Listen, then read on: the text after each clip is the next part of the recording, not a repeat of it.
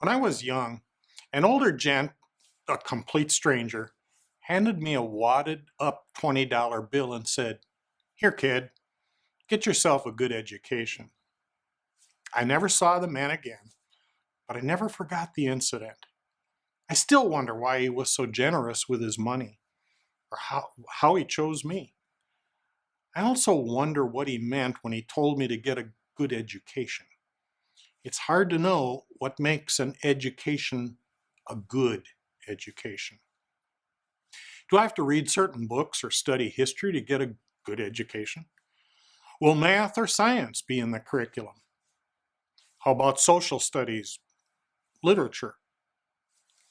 How about interscholastic sports? Here's something I do know.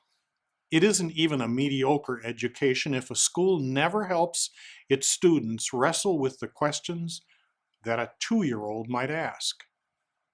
Why am I here? How did I get here? And what happens to me when I die? These are questions that can't be ignored. If they're not asked by age 2, I guarantee they will be asked at some time in every person's life. Here's something else I know. It is almost impossible to teach subjects like history, math, or science without recognizing that every one of these subjects raises moral questions about right and wrong. I also know that many of the kids who are asking those questions are already wise to the fact that sin dominates their daily lives. Yet the number of schools that are equipped to help young people wrestle with those questions is rapidly decreasing. Chapter 11 gives a brief history of a moral education in America. Information about the contrasting moral distinctions between two very different learning models is available in Appendix C. In our Bible study, we will focus on the approach to moral education that God caused to be written in His Word. Let's first discuss the biblical premise that explains what a good education is in God's eyes. Read Genesis 3:6. At this moment, Eve is still living in a perfect world. She still has a sinless worldview. What do you think the word wisdom means in this text? Read Proverbs 9:10.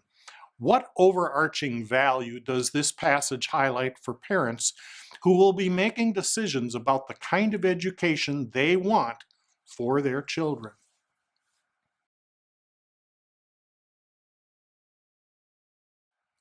Making educational choices for our children is a serious matter. So serious that parents should see their deliberation as a prayerful wrestling match with God. And He promises to bless their effort. Let's develop a short list of the things every parent should consider when making this important decision. What should parents consider when they are making an educational decision for their child?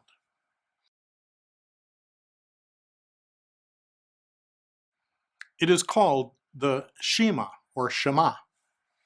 In Hebrew, Shema represents the first two words of a text that begins, "Hear, O Israel, the Lord our God, the Lord is one." It's a confession of faith. The children of Israel spent more than 400 years living in pagan Egypt. The Egyptians worshipped a pantheon of more than 100 false gods and goddesses. When God issued the 10 Commandments at Mount Sinai, the Shema was the principle that gave a special responsibility to parents to train their children to be godly people. The Shema's mandate was quite simple. Teach your child to remember that I, the true God, have redeemed my people. I, the Lord your God, want them to remember me and to never forget what I have done for them. The Shema is woven throughout the Old and New Testaments. It calls on God's people to remember both His earthly blessings and His spiritual blessings. For New Testament Christian parents, the Shema is a mandate to lead children to Jesus and his cross.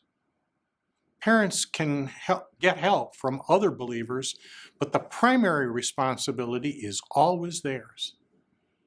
God wants every generation of New Testament believers to remember that his Christ came to live, die, and rise victorious over the grave to deliver us from our spiritual enemies of sin, death, and the power of the devil. In the following activity, watch how the Shema was carefully stitched into the fabric of God's Bible. It is clearly a mandate for sharing the story of God's redemptive activity on behalf of all his people in every generation. Consider what insights each text below adds to God's Shema mandate to parents.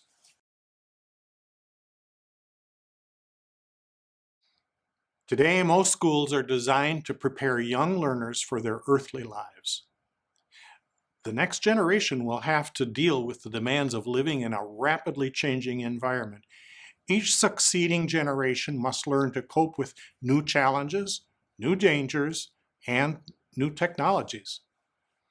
But there is something inherently dangerous about models that exclusively focus on life in the here and now of our earthly existence.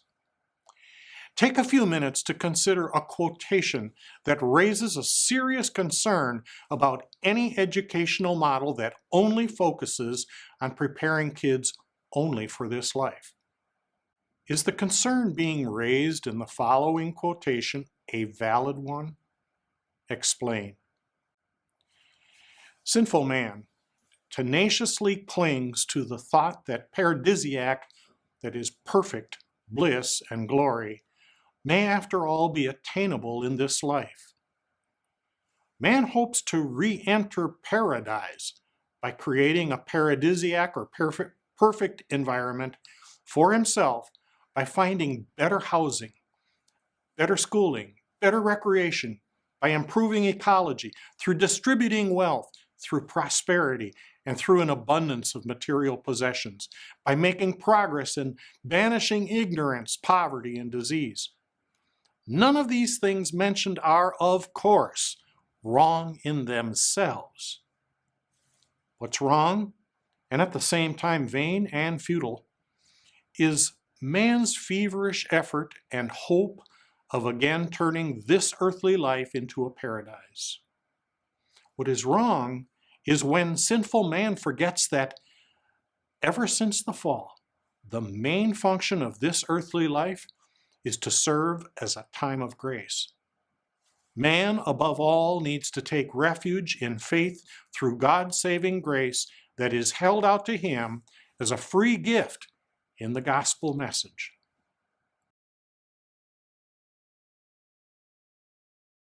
So where does one go to get a good education? Take a little time between now and the next time we meet to let that question tumble around in your brain. Do it prayerfully. Use the words of Proverbs 2:1-6 as the inspiration for saying a prayer that reflects on the main points of this chapter.